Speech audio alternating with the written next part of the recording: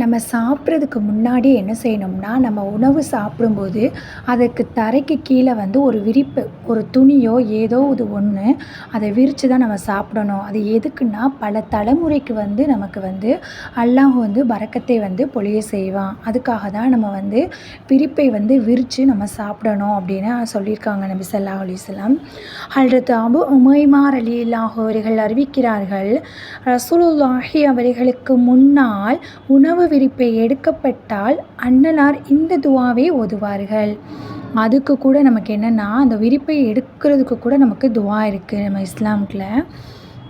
துவா வந்து பின்னால் நான் உங்களுக்கு இமேஜாக அனுப்புகிறேன். அல்ஹம்துல்லாஹி ஹம்தன் ஹசீரன் தையிபன் முபாரக்கன் ஃபீஹி ஹைர மக்ஃபீஇன் வமா முவத்ததஇன் வலா முஸ்தஅனன் அன்ஹு ரப்பனா.